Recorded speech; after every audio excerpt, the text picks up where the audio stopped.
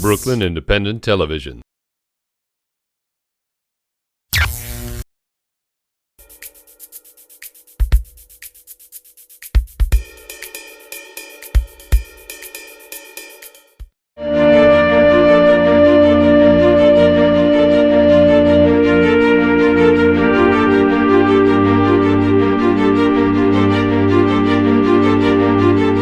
Hi, I'm Brian Vines.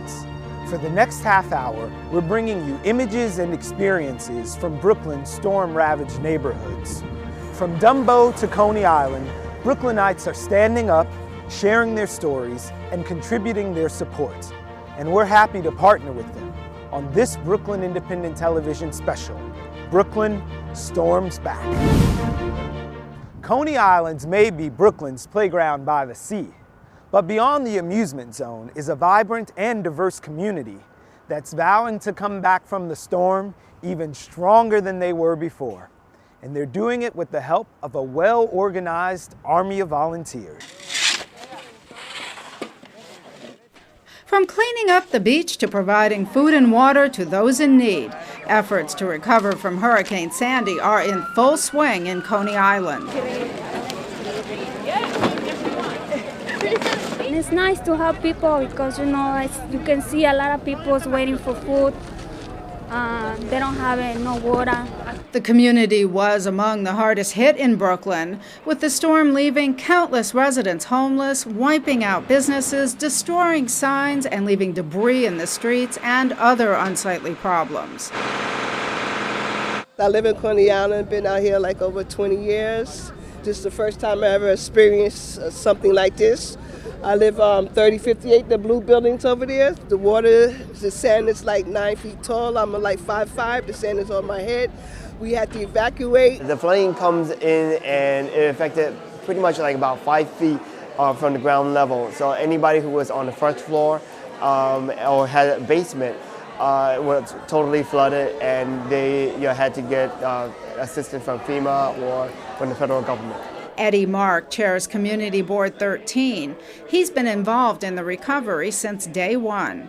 Mark says the early days were quite challenging, since it was difficult to get volunteers into Coney Island because there was no subway service. But once that changed, the volunteers began to turn out. Now there are multiple efforts in place. The Alliance for Coney Island has launched ConeyRecovers.org, providing help to residents and businesses. On Saturday, November 10th, hundreds of the group's volunteers hit the streets performing all types of tasks. This is a team. Basically, we cleaned up 2 areas today. We cleaned up PS 90, where we picked up debris and replanted their garden, and we was also in Cary Gardens, where we picked up debris there in the front of their space. Councilman Dominic Recchia Jr. was also among the volunteers. I've been volunteering since day one. I help organize all these efforts. We have 6 of these crisis centers all throughout Coney Island. We have Tom's Restaurant, MCU Park. We have 33rd Street and Neptune Avenue. We have Seagate, and we have all these places just to help people. In fact, Tom's Restaurant, which is new to Coney Island, now serves as a headquarters for volunteers who come in to get warm meals and receive their assignments. This happens to be the most organized of all the recovery and cleanup efforts. We had a scouting crew that was here yesterday, 10 people working to scout the neighborhood to see where all these volunteers need to go. Everybody that's showing up here today, they have an assignment book behind us. They know where they're going to send you. They know where you're needed. They're looking to see what services you can offer. So it's very well organized, very well thought out and planned. The restaurant is located on the boardwalk, which is in surprisingly good shape, as are the businesses. The same cannot be said, however, for those establishments on Mermaid and Surf Avenues. And the Brooklyn Cyclone Stadium also has damage. Over at MCU Park in the stadium's parking lot, a relief center has been set up, where hot meals, supplies, and information is available to residents. This mobile unit was even handing out food for pets. There are people that don't have access to stores, they don't have gas in their cars, they have no way to get around, so we made sure that they're covered as far as their pet food is concerned. Help is also being provided by the nonprofit Food and Social Services organization Reaching Out Community Services, Inc. Our neighbors in Coney Island, obviously they have food pantries there and they're washed out. So these people that are struggling, because of low income, have nowhere to go now. So we're going to have to try to pick up the slack and mobilize our food pantry van to distribute food to clients that are already registered with other food pantries. How long do you think it's going to take for the area to get back to normal? I believe it's going to take 2 months, 3 months. So right now I'm trying to plan out for Thanksgiving, and we are talking to Mayor Michael Bloomberg and to Speaker Christine Quinn, and we're going to come up with a program for Thanksgiving. Although help may be necessary for some time, residents and business owners are vowing to come back from the hurricane even stronger. Let's occupy Sandy. That's the idea shared by a group of action-orientated Brooklynites who've hunkered down in Sunset Park for what they call a coordinated horizontal response to the storm, fulfilling needs neighbor to neighbor. Hi, my Sandy, how can I help you? How large a donation? Yes, of course. How much space? Yep, you can come in anytime between 10 a.m. and 10 p.m. I'm Liz, and I'm working with Occupy Sandy. At the end of the day, they needed somebody who had a laptop and could come in and had a phone. So I was like, yeah, I have a laptop. So for the rest of the week, I've just been up in this room and manning the hotline, which is mostly just people calling that they have stuff they want to donate and they want to volunteer and they just want information. We're not going to turn you away. We'll find something for you to do because, of course, after Hurricane Sandy, there is so much to do. The list is almost infinite, and the time is now. And so we don't have any red tape. We don't really have any budget to speak of. And our structure is what we call a horizontal structure. So everybody here is a leader. But if you three guys are willing to go? Yeah, I'm going to teach someone to take this over for me. You want to go in the field? A way for people to connect, a way for people to come in and join, bringing in whatever skills they have. It seems to be very smooth, and people seem to be really on top of things. The Rockaways, Coney Island, and Staten Island, predominantly. And we also have an outpost in Red Hook. They can certainly help by coming down here to 5604 4th Avenue, volunteering. It's better in the morning. We might send a team out to Staten Island or the Rockaways, but a lot of those areas are without power and might even have a curfew. So we'd like to get you out early and also bring you back early. Go down there, but before you go, please, I have to give you some info. It's amazing where people are coming from, and so many people from all over the country. It's just amazing how much they care from so far away, and how many people have wanted to volunteer, like, I have time, and it's been really, really heartwarming to see how many people just honestly, just generally want us to help. Thank you for helping today. Thank you, everybody. You're welcome. All right, we got the new generation. You're going to help rebuild, help our neighborhood. I'm Howie Glickberg. My grandfather founded Fairway almost 80 years ago. I'm third generation in the business. And the reason we're here is that, driving through the streets of Red Hook, I see people who now, for almost 10 days, that have no food, that have no electric, that have no bathroom facilities, and I feel for these people. So we're just going to pitch in and do whatever we can to get these people back on their feet. And giving food is our way of doing it. I think businesses can help very, very, in a dramatic way. In terms of their products and services in these neighborhoods. The generosity of Fairway Markets contributing significant amount of food immediately available that will be delivered in a few minutes to Red Hook residents. So we brought tuna fish, cereal, granola bars, water, canned vegetables. There's about 30,000 pounds altogether. Our store was completely devastated. Everything's gone, but we'll rebuild. We're New Yorkers, we're resilient, we'll get the job done. Unlike most of the neighborhoods that were impacted by the storm, Dumbo wasn't affected by the ocean or the New York harbor. It was the East River that caused the damage. We visited with an organization coordinating a business response and 2 Dumbo businesses that are bailing out and looking forward.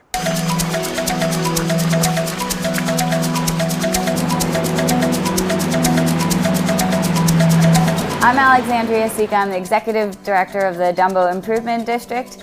And Dumbo, you saw some amazing footage during the storm of the flooding that happened in this neighborhood. By the time Tuesday morning was around, much of the street level water had receded, but that wasn't the case inside of our businesses. There was massive, massive flooding all along the waterfront, 2 to 3 blocks in. About a dozen small businesses really have been ruined.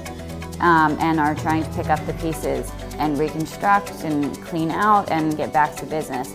We also, like much of New York, clearly suffered from the power outages, the stops in service. So, we have a thriving commercial office market down here who was out of work for a week. We have a building that by the end of this week will be up and running. So those folks will have not been at work for almost 2 weeks.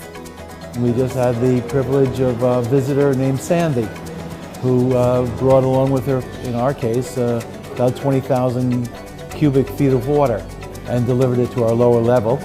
We had about 7 feet of water in there, about 3,000 feet of space. It was already called the Underwater Lounge, and now we just christened it again.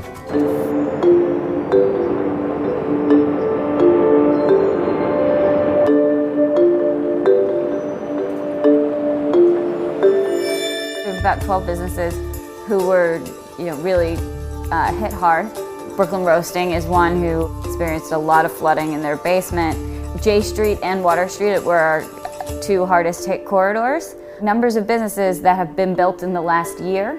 So these businesses all have just invested a ton of money, taken on extreme personal debt to start their dream, and now they're facing hundreds of thousands of dollars in rebuilding costs. So one of the things that we're going to try to do is get them some additional cash to, 1, keep their cash flow going, and 2, to try to help with the capital costs of rebuilding. This is the 2nd year in a row that we prepared for a once-in-a-century natural disaster. Last year, it wasn't as dramatic or as devastating as we were told it could be. This year, it was more devastating and more dramatic than we were told it was. We were smart this year as a company, I think. The day before the hurricane really hit, high winds came on Sunday. We came in with a big crew and brought most of our most valuable equipment up from our lower level. And that was a very smart decision. But the last 8 days have been, first of all, they blur together. They've been 16, 18-hour days.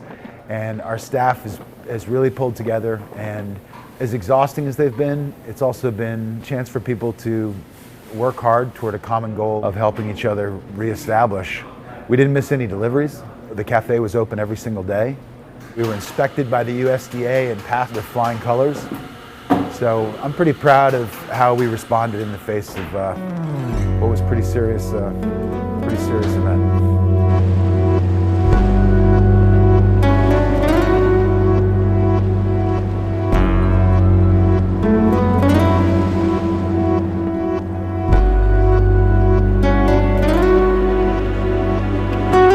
All of us in Dumbo would appreciate more patrons to come down here, appreciate the area.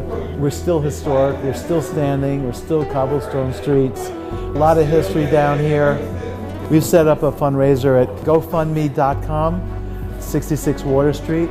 If anyone would like to help us be here for you. We want you to see our ambiance. We want you to enjoy the place. Enjoy Water Street Restaurant.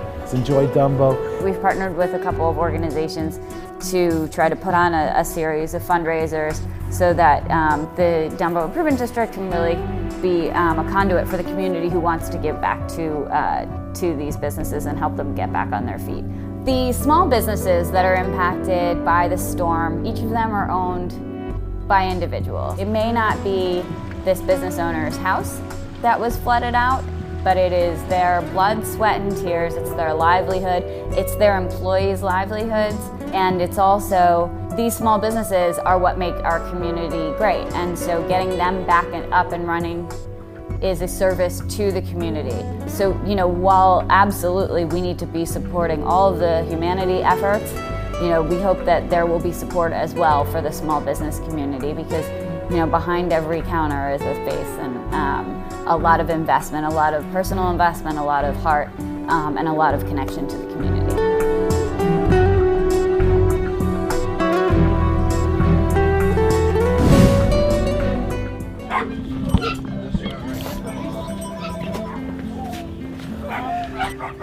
Rescue. I'm Sean Casey. I'm the founder and director of Sean Casey Animal Rescue. She's small because she's young, but we don't know exactly how big she is. We're just, getting bombarded with people who need placement for their animals. Most of it is temporary placement. It's people whose homes were destroyed or are flooded or they have no heat and they just need to get their animals somewhere for several weeks until they can rebuild. There have been a few people that just said, look, we don't know when we can rebuild, we don't have any money, we don't have any housing, and they've surrendered their animals. Those we've put up for adoption. I just got off the phone with a woman now who's been living in her car with her Chihuahua since the storm. She can't just stay in the car with the dog, so she's got to find shelter for herself, and we'll hopefully be able to reunite her with her dog at a later date. Our numbers are much higher. We had to basically set up a temporary shelter in the office space of our Sunset Park facility. Between the two facilities, cat and dog wise, we probably have close to 200 animals.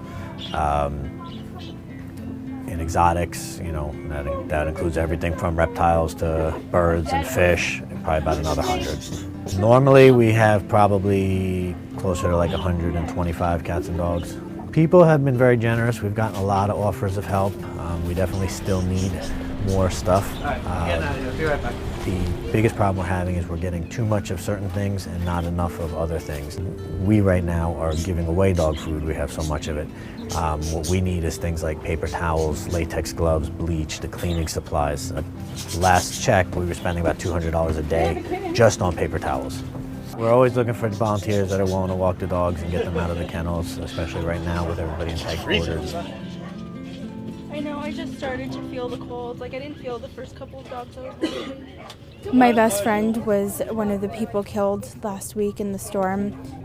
When, the first couple of days, I couldn't even think about volunteering anywhere because I was a mess, I know Jay, he also would have been out here helping, either in the shelters or here with the animals, and so I thought this is somewhere I can start. While I'm healing and grieving and going through everything that so many people are going through, I can also be useful with my time. It's been hard on a lot of the animals, especially some of the older dogs I've seen that come in. You can tell they're very depressed. Doing our best, but it's not home, and we're not their people, and they want to be with their families. If you've been considering adoption, that this is the time to do it. With every adoption, you're saving 2 lives. You're taking one animal home, and you're freeing up a space to bring another one in. Rescue. No, she's very sweet and she's very friendly. It's hard to see, and it's and to think about some of these dogs and some of these people that are still in these flooded houses now, days later. It's really disturbing. So we're doing our best to get as many of our adoptions out so that we can bring in more of those animals that are waiting for shelter.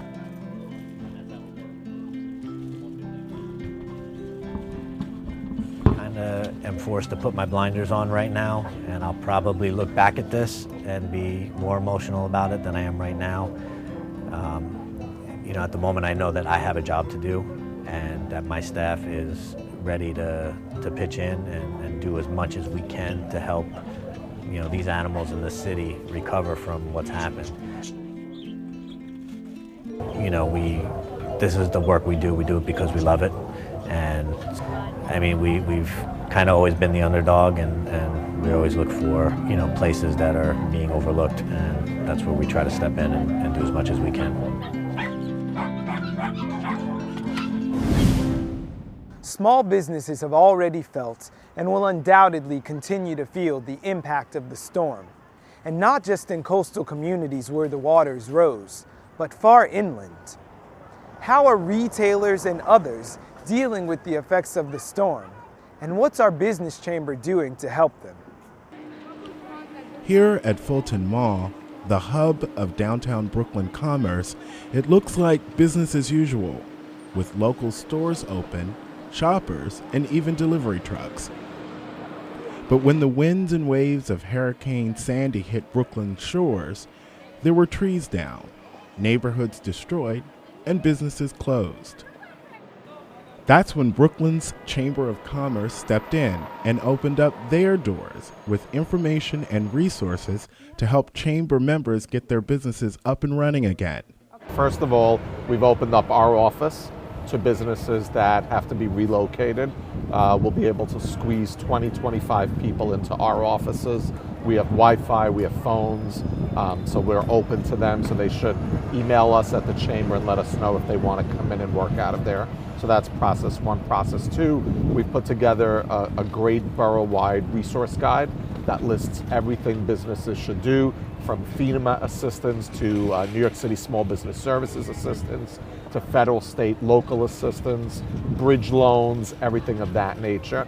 And then we're going out into the communities, meeting with businesses, bringing our team of people from the Small Business Service Center out into the communities so that they can talk to businesses and merchant groups about resources available.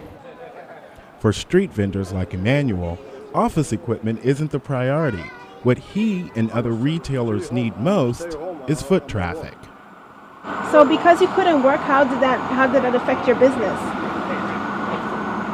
It affects the business, I stay home, I affect the business, I lost some money. Are you upset that you had to stay home? A little bit. People couldn't even walk here or get around. There was no transportation available. Plus all the highways were flooded and there's trees everywhere, so people couldn't drive. So the 4 days that put you out of business, is that gonna really put you in a hole for the future, or? It does. I mean, any day that we're closed, it hurts. This is retail, so we're open 365 days a year. So, but other than that, I mean, we should be okay though. Well, it affected us a lot. We've been here over 19 years. So we moved from Bond Street, which is across the street, so a lot of locals know us. People come from New Jersey and Pennsylvania and North Carolina, and local people always come here, but Hurricane Sandy stopped all the bridges, the tunnels, any means of transportation to get here. So my husband knows that a lot of people in the area rely on him for winter coats or suits, from church suits to everyday workwear. And so his commitment didn't let him stay home. He drove here, and he said actually it worked out for him because there was no traffic, but the downside was that there was no one to buy. Thanks God, we didn't have no problem or or water damage or anything else. But we're thankful for everybody being healthy. But we miss the people, we miss the customers. A lot of our employees didn't make it to the store. But at least we're looking forward for the holiday season. Hopefully, people will make it up for us. No business has been hurt. There are millions and millions of dollars in damages to businesses in Brooklyn. We are the borough's business advocacy organization. It's our job to work for the businesses in Brooklyn. I wish we could do more. I wish we owned a building as big as one of these and we could say thousands of businesses come in. But whatever we do have, we'll give to them. As Brooklyn bounces back from the impact of Sandy, local merchants hope the holiday season will offer the gift of a much-needed economic recovery. During a time of crisis, it's hard to overestimate the value of routine. For one student athlete at Canarसी's Bedford Academy, the chaos of a flooded basement is being eased by the discipline of basketball practice.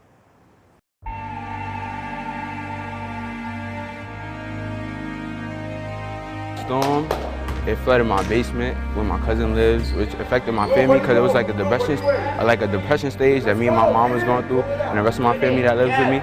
Our electricity went out. We didn't have any services on our phone. Our basement was flooded with a whole bunch of water, so it's like we really couldn't do anything about it. We couldn't do anything to prevent the problem, make the problem better. We didn't expect it to be that bad, so we didn't really prepare.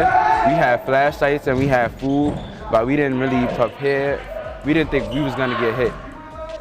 We thought we was too good to get hit. We didn't think, cause nothing really like that ever happens to us. So we didn't really prepare.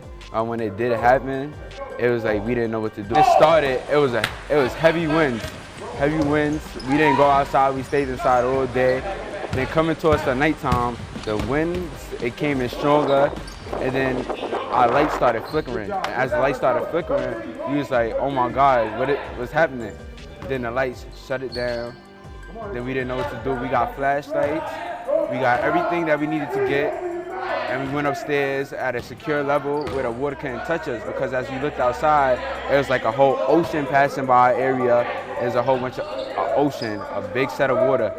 So we just stayed upstairs, stayed together, make sure everybody's okay. I was worried about my team because these are like my brothers. I'm with them every day. We do everything together. When I came here, asking if I went right, am I doing okay? They lighting me up. Like, being with these guys every day really makes you feel better. Like, when I came here, seeing these guys, I forgot everything about what happened to my house.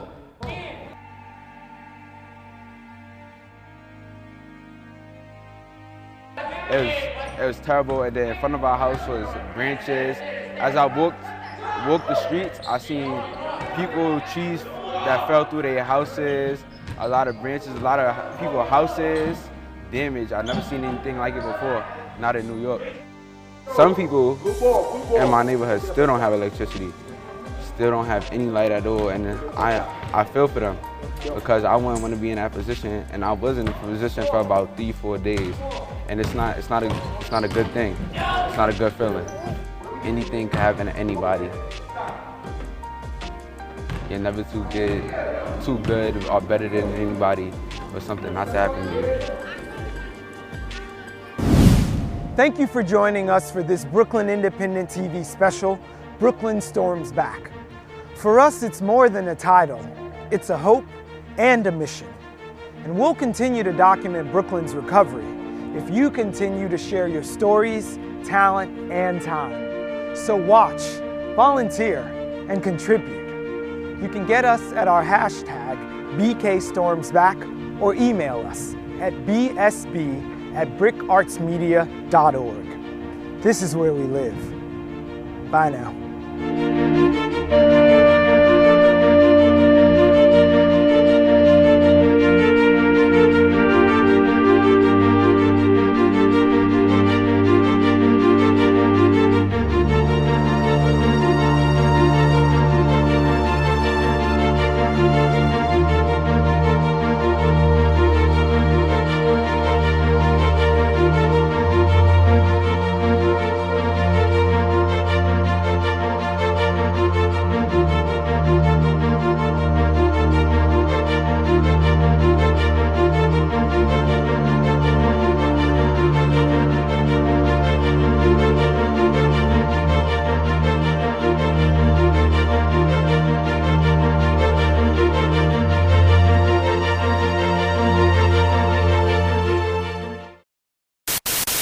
Watch this and other Brooklyn Independent Television episodes online at bricartsmedia.org/BIT.